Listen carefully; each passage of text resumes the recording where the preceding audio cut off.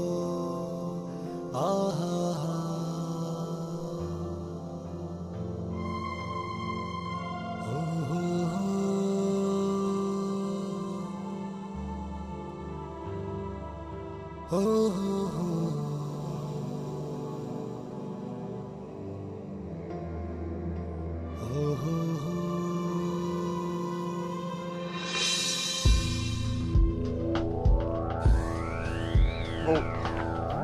বউ আমার ভুল হয়ে গেছে বউ, তুমি বাড়ি ফিরা চলো আমার লাগে, তোমার ছাড়া আমার একটা মুহূর্ত ভালো লাগে না বউ, চলো। আচ্ছা তোমার আব্বা কি কইছিল মনে নাই? আব্বাই না কইছে এই বাড়ি যেন আশেপাশে তোমার না দেখা যায়। তোমার পায়ে ধরি, আমি তোমার ছাড়া একটা মিনিট থাকতে পারি না বউ, আমারে তুমি মাফ করে দাও বউ। আমি আমার ভুল বুঝতে পারছি বউ, আমি জীবনে যা করছি সব শয়তানের ধোকায় পড়ে করছি বউ, তুমি আমার এইবারের মতো মাফ করে দাও। তুমি ছাড়া পৃথিবীতে আমার আর কেউ নাই বউ, তোমার ছাড়া আমার একটা মিনিট ভালো লাগে না বউ। আমি তোমার ওয়াদা করতেছি বউ, এই মাথা ছুঁয়ে ওয়াদা করতেছি, আমি জীবনে তোমার গায়ে আর হাত তুলুম না। আমি যদি তোমার গায়ে আর হাত তুলি, এই আবদারি আল্লাহ আমার ভাঙ্গা দেয়, আমার তুমি এইবারের মতো মাফ করে দেবো। আমি আর জীবনে তোমার লাগে খারাপ ব্যবহার করবো না, আমি ভালো হয়ে গেছি, আমি ভালো হয়ে গেছি, আমি বুঝছি তুমি ছাড়া দুনিয়াতে আমার কেউ নাই বউ, এবারের মতো মাফ করে দেবো। আমি ভুল বুঝতে পারছি বউ, আমার মাফ করে দাও। ঠিক আছে ওঠো। দেখো তুমি কিন্তু আমার উপর অনেক অত্যাচার করছো, অনেক মারধর করছো, আমি শুধুমাত্র সহ্য করি তোমারে ভালোবাসি বলে। আর কোনোদিন এমন করবে না তো? না, আমি তোমার এই মাথা ছুঁয়ে কসম কাটতেছি, আমার জীবনে তোমার গায়ে হাত তুলুম না, তোমার খালি আমি আদর করুম আর ভালোবাসুম, তোমার ছাড়া আমার একটা মিনিট ভালো লাগে না বউ, চলো। ঠিক আছে এইবারের মতো আমি তোমার মাফ করে দিতেছি।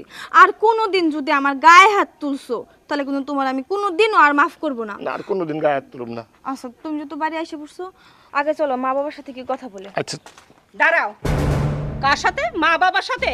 ও জামার সাথে চলে যাবা তাই না?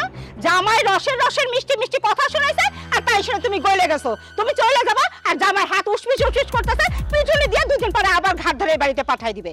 অত সস্তা না, আমার মেয়ে এত সস্তা না, বুঝতে পারছো?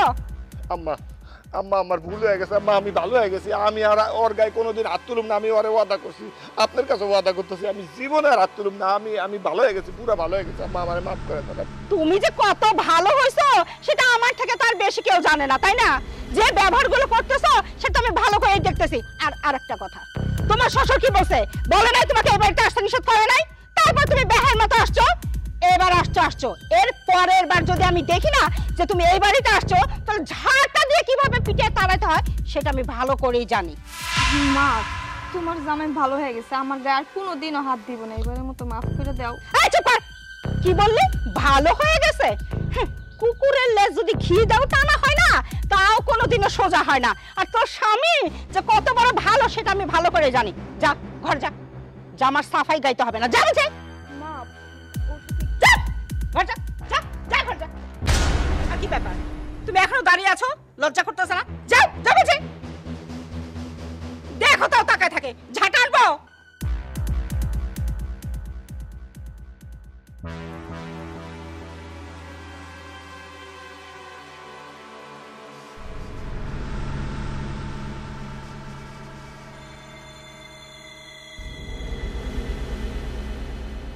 এই জমিদারের বাচ্চা, ওঠ। এই, কাপড় ভিজা রাখছি কখন? তুই আমার কাপড় চোপড় কখন ধুবি? বেলা বাজে কয়টা? থালা বাসন মাজতে দিতে তো 4 ঘন্টা লাগে, অন্য কাজগুলো করবি কখন?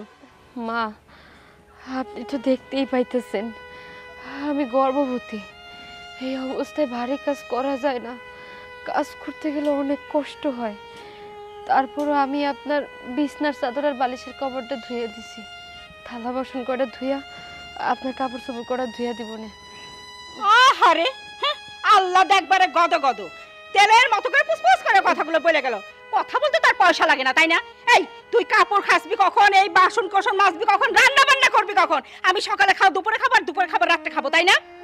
মা, আমি না আর কাজ করতে পারতেছি না, আমার শরীরটা অনেক অসুস্থ।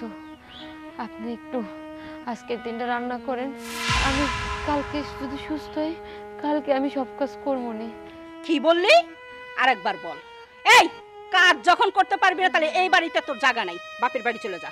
বাপের বাড়ি যা থাক, বাচ্চা টাচ্চা ওইখানে প্রসব কর, এই বাড়িতে আর থাকা লাগবে না। আমি যদি কাজ করে খাই তো তোরা আছি কিসের জন্য? এই কিসের জন্য আছি বুঝছ না? ভালো মানুষের মতো কাজ কর, কাজ যদি একটু দেরি হয় না তাহলে ঝাঁটার বাড়ি একটা মাটিতে পড়বে না, তোর পিছে পড়বে, বলে গেলাম। হায় রে মানুষ, আমি রাগের মাথায় আমার বউরে একটা চর মারছি, এজন্য কত আইসা হাত পাও ধরতাছি, আমি আমার ভুল বুঝতে পারছি। তারপরও তার মেয়েরা আমার সাথে দেয় না। এরকম গর্ভবতী একটা মেয়ের গায়ে এইভাবে হাত তুলতেছে। নিজের মেয়ে রানী আর অন্যের মেয়ে হইল চাকরানী।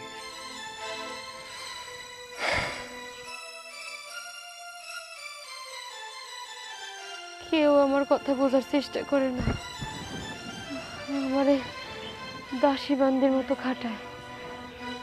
আমার তো এখন মানুষই মনে হয় না।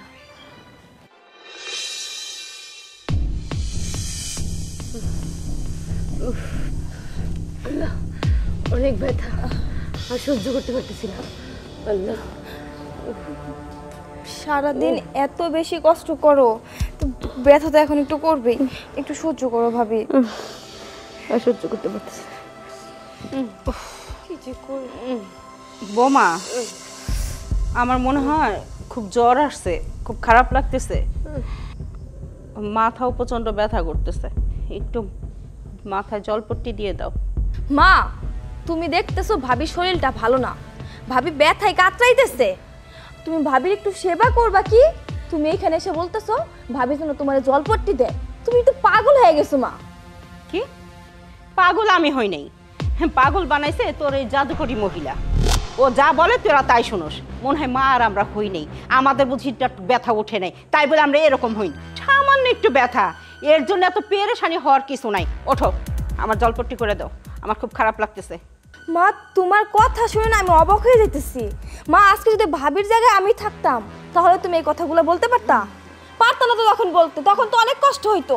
আরে থাম তো, কোথায় তালতলা আর কোথায় বেলতলা, কোথায় আমার মেয়ে আর কোথায় ওই ফকিন্নির মেয়ে। এই বেশি আশকারা দিয়ে মাথায় তুলিস না তো। আশকারা দিয়ে যদি মাথায় তুলিস না, আমার মাথায় বসে কাঁঠাল ভেঙে কাঁঠালের রুয়াগুলো খেয়ে ফেলবে। শোন, বাড়ির বউদের একটু টাইট দিয়ে রাখতে হয় যাতে হাত ফসকে বেরিয়ে না যায়, বুঝতে পারছিস? মা, ভাবি তোমার মাথা জলপটি দিতে পারবে না। আর তুমি অনেক কষ্ট দিছো, ভাবির অনেক অত্যাচার করছো, আমি নিজের চোখে দেখছি। আর কত মা, একটা মেয়ের উপর যে পরিমাণে অত্যাচার করতেছো, যদি মারা যায় না তখনই তোমরাই না জেলে যাবা। তুই যে আমার মেয়ে সেটা ভাবতে আমার অবাক লাগে। কোথায় আসছিস আমার বাড়িতে, আমার একটু সেবা যত্ন করবি কি, আমার পক্ষ নিয়ে কথা বলবি, তা না তুই ফকিন্নির মেয়েকে আশকারা দিয়ে মাথায় তুলতেছিস। 2 দিন পরে এই ফকিন্নির মেয়ে আমার বাদি বানে মানে বাড়ির সমস্ত কাজকর্মগুলো করাবে, আর সে রাজধানী হয়ে বসে থাকবে, সেটা আমি ভালো করেই বুঝতে পারছি। আর শোন, তুই আসছিস ভালো মতো হয়ে থাক, ওই মানুষের পক্ষ নিয়ে কোনো কথা বলতে হবে না, তাহলে আমার থেকে খারাপ কিন্তু কেউ হবে না।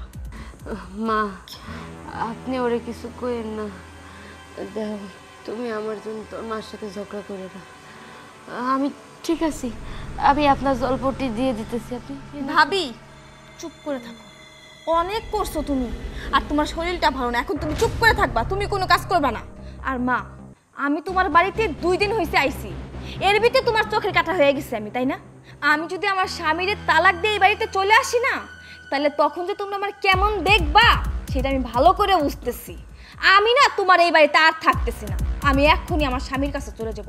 খবরদার আমারে তোমরা কোনোদিনই আনতে যাইবা না। আর ভাবি, যাওয়ার আগে তোমার একটা কথা বলে যাই, নিজের প্রতি একটু যত্ন নিও, বাচ্চার প্রতি যত্ন নিও। যে যাই বলে তাই শুনো না, আর বোকার মতো কইরা থেকো না এই বাড়িতে। তা না, আরে শোন রে মা, আপনি ওর কথায় কিছু মনে করেন না, ও হয়তো একটু রাগ করছে। আপনি এনে শুন, আমি আপনার জন্য পট্টি নিয়ে আইতেছি। শুন। হ্যাঁ হ্যাঁ, সেটাই করো, যাও।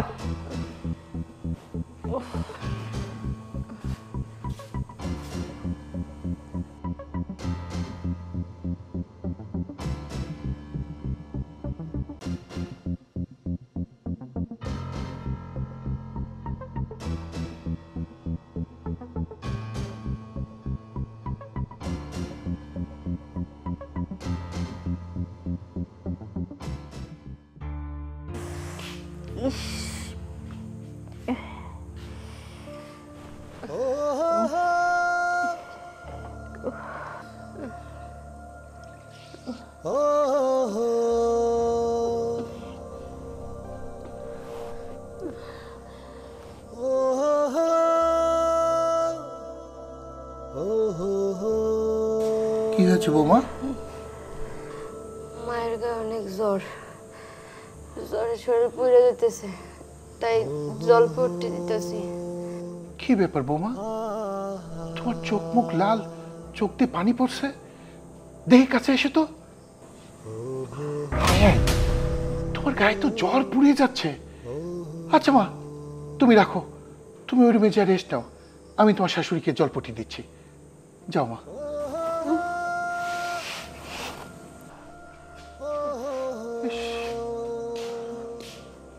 এই শরীর নিয়ে বৌমা কি কষ্টটাই না করছে। দেখি কই, তেমন জ্বরই তো নাই। দেখছো, দেখো, যার সঙ্গে সারাটা দিন তুমি খারাপ ব্যবহার করো, তোমার অসুখের কথা শুনে নিজের অসুখ, তারপরেও বৌমা তোমাকে জলপটি দেওয়ার জন্য আসলো আর জলপটি দিচ্ছিল। আর তোমার মেয়ে, যাকে নিয়ে তুমি আমার সাথে এত যুদ্ধ করতেছো, সে মেয়ে কিন্তু তোমার পাশে থাকলো না, সে কিন্তু ঠিকই চলে গেল। অথচ বৌমা এই শরীর নিয়ে তোমার পাশে বসে কষ্ট করে তোমারই সেবা করছে, তারপরেও বেচারা তোমার মন পায় না। তুমি কি ধাতুতে গড়া আমি জানি না, এখনো তোমার যদি শিক্ষা না হয় আর কবে হবে বলো তো?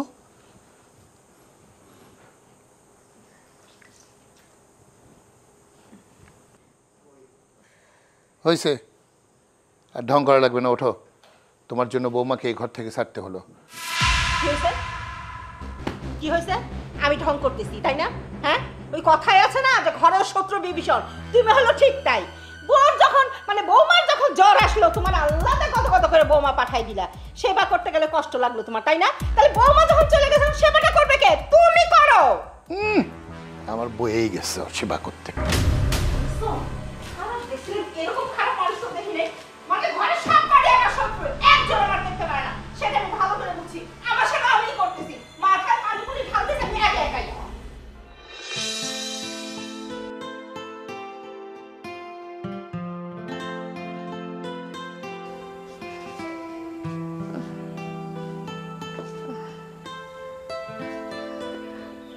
মা, আপনি এই বেলায় বাহিরে বসে রয়েছেন?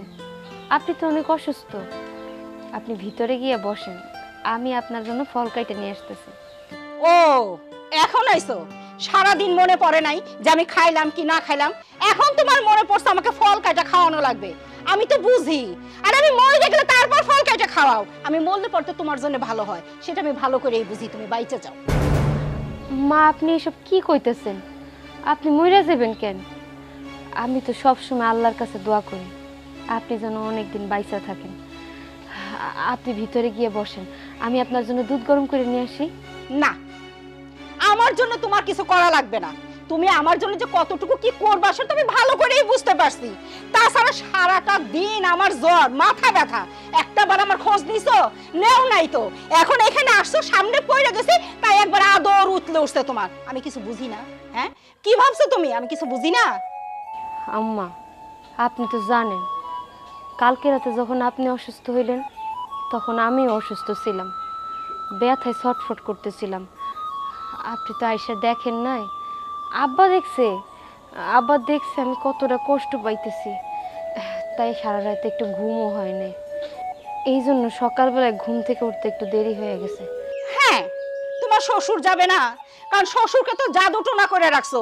সে তো এখন তোমার কথাই ওঠে, তোমার কথাই বসে। আর ছেলের কথা কি বলবো, সে তো হয়ে গেছে তোমার আঁচল ধরা। তুমি যা বলবা সে তাই করবে। একমাত্র আমি হয়ে গেছি তোমাদের দুশমন, সেটা আমি ভালো করেই বুঝি। আম্মা, আপনি ঘরে যান, আমি আপনার জন্য দুধ গরম করে নিয়ে আসি আর কিছু ফল কেটে নিয়ে আসি। না, আমার ফলও লাগবে না, দুধও লাগবে না। পারলে একটু পায়েস রান্না করে নিয়ে আসো, যেটা আমি খাইতে পারি। কি হলো, দাঁড়িয়ে আছো কেন? যাও। জি আম্মা, যাচ্ছি।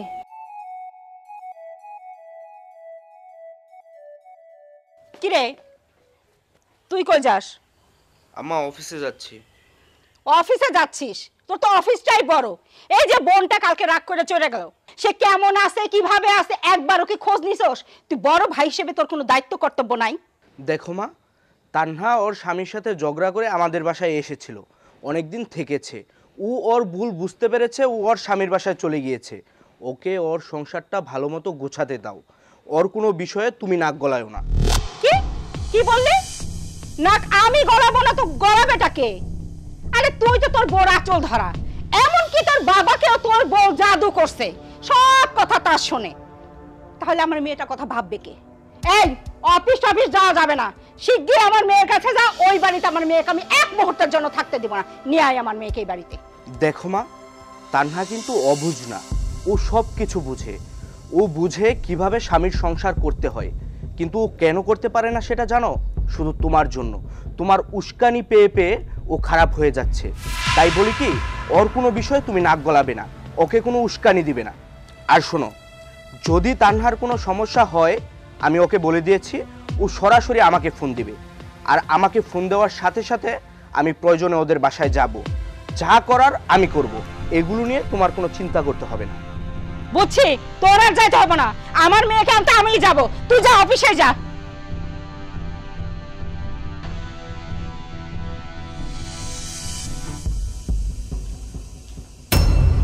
কি ব্যাপার, কোথায় যাচ্ছ? তোমার কাছে কিছু চাইলে তো পাওয়া যায় না, এক কাপ চা খাওয়ার জন্য বাইরে যাচ্ছি। বাইরে যেতে হবে না, কালকে যে আমার মেয়ে রাগ করে শ্বশুর বাড়ি চলে গেছে, একটাবার কি খোঁজ খবর নিছো আমার মেয়ে ভালো আছে না কি আছে? বাপ হিসেবে তোমার দায়িত্ব নাই? আরে খোঁজ খবর নেওয়ার কি আছে? মেয়ে রাগ করে এসেছিল, রাগ ভাঙছে, শ্বশুর বাড়ি গেছে, এটাই তো নিয়ম। শোনো, আমাকে তুমি নিয়ম শিখাতে এসো না। আমি কখনোই চাই না আমার মেয়ে ওই বাড়িতে মার খেতে খেতে মরে যাক। আমি মা, আমি বুঝি মেয়ের দরদ কি, তুমি কি বুঝবে? তুমি তো বাবা, বাবা কি পুরে পুরে তো মার। 10 মাস 10 দিন আমি পেটে ধারণ করেছি না, তাই আমি এক মুহূর্তের জন্য চাই না আমার মেয়ে ওই বাড়িতে মার খাক। আমি এক্ষুনি যাব, ওই মেয়েকে নিয়ে আসবো। দেখো, তানার রাগ ভাঙছে, তানা শ্বশুর বাড়ি গেছে, ওকে ওর সংসার গোছায় সংসার করতে দাও। তুমি আর ওকে নিয়ে টানা হেঁচড়া করো না। টানা হেসরা আমি করবো না তো কে করবে? আর আমি তো মা, আমার পুরা বেশি, তোমার না, সেটা তো আমি ভালো করেই জানি। এই যে মেয়েটা গেছে, কি করতেছে না করতেছে, এভাবে মারধর খায় প্রতিনিয়ত, আমার কত কষ্ট লাগে তুমি বোঝো? তুমি কি করে বুঝবে? পেটে তো ধরছি আমি। তুমি যেমন সারা জীবন আমাকে জ্বালায় পড়ে শেষ করে দিচ্ছ, তুমিও চাচ্ছ আমার মেয়েটা ওইভাবে শেষ হয়ে যাক। আরে আমি তোমাকে জ্বালালাম কোথায়? আর তুমি তো সারা জীবন। চুপ! তোমাকে না বলছি, আমার চোখের দিকে তাকিয়ে কোনো কথা বলবে না। আমার মেয়ের পড়া আমি বুঝি। আমি এক্ষুনি আমার মেয়েকে ওই বাড়ি থেকে নিয়ে আসবো। আমি কাপড় চোপড় চেঞ্জ করে আসতেছি, তুমি দাঁড়াও। সারা জীবন আমাকে জ্বালায় পুড়ে শেষ করলো, এখন উঠে পড়ে লাগছে বিয়ের সংসারটা কিভাবে নষ্ট করবে। এই মহিলা নিয়ে আমি আর পাচ্ছি না। এই, আমি বাইরে আছি, কাপড় পরে বাইরে আসো।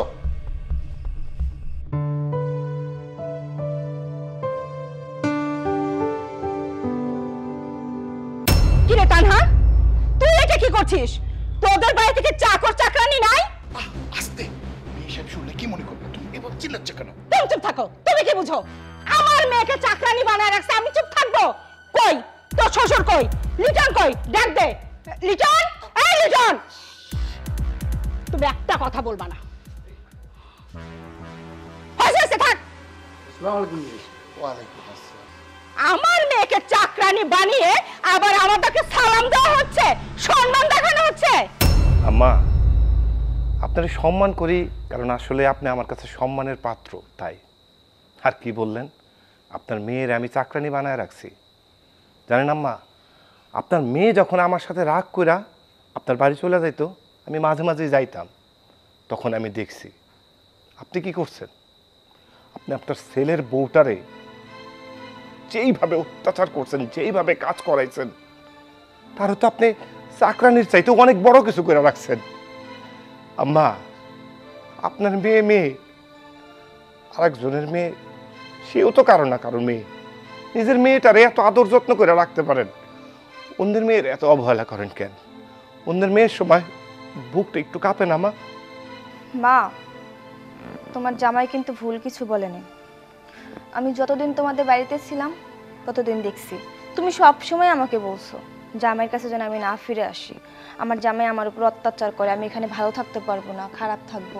তুমি সবসময় আমার চিন্তা করছো মা, আমি ভালো থাকবো কিভাবে, খারাপ থাকবো কিভাবে, সবসময় তোমার আমাকে নিয়ে চিন্তা। কিন্তু একটাবারও কি ভাবছো তোমাদের বাড়িতে যে বউ করে নিয়ে আসছো একটা মেয়েকে, সেই মেয়েটার কথা একবারও চিন্তা করছো তুমি?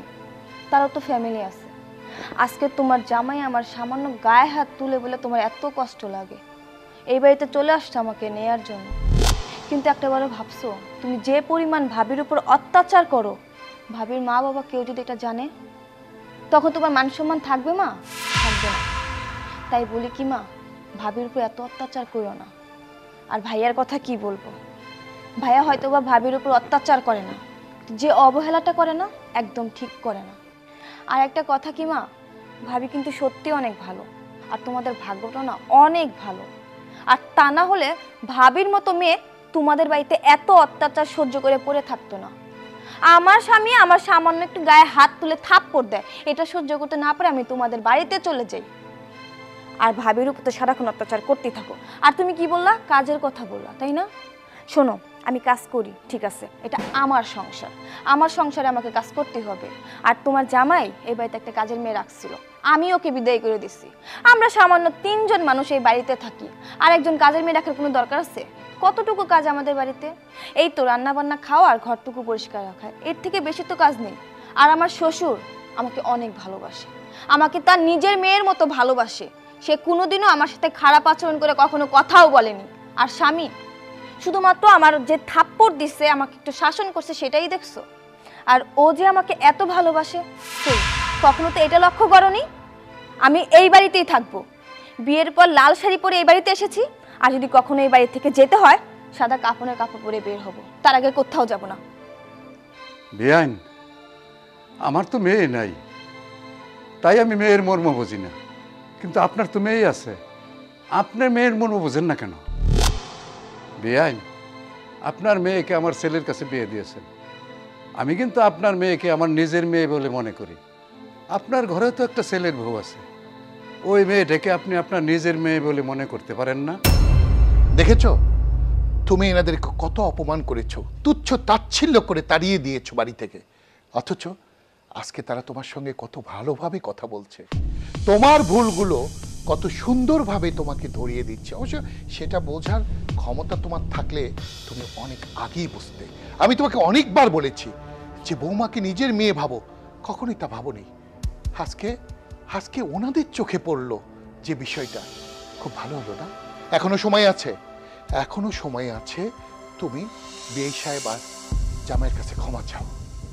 আসলে তুমি ঠিকই বলেছ, এতক্ষণ ধরে সবাই আমাকে যেভাবে বোঝালো এমন করে তো কখনো তুমি আমাকে বোঝাও নাই।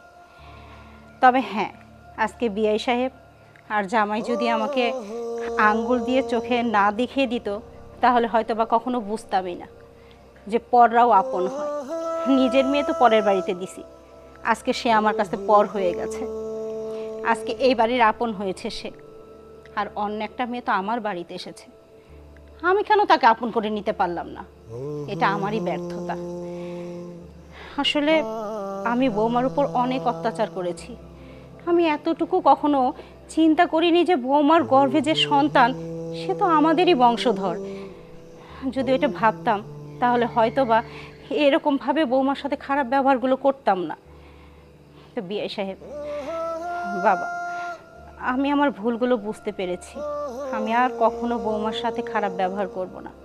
মারে, তুই এখন থেকে এ বাড়িতেই থাকবি। আমি জানি এরা তোকে মেয়ের জায়গায় বসিয়েছে এবং তোকে অনেক ভালোবাসে। বিআই সাহেব, জামাই বাবাজি, আসলে আমার ভুল হয়েছে, আপনারা আমাকে মাফ করে দিন। চলো এখন বাড়ি চলো। আচ্ছা তাহলে যাই, চল আসি। আসসালামু আলাইকুম। ওয়ালাইকুম। Oh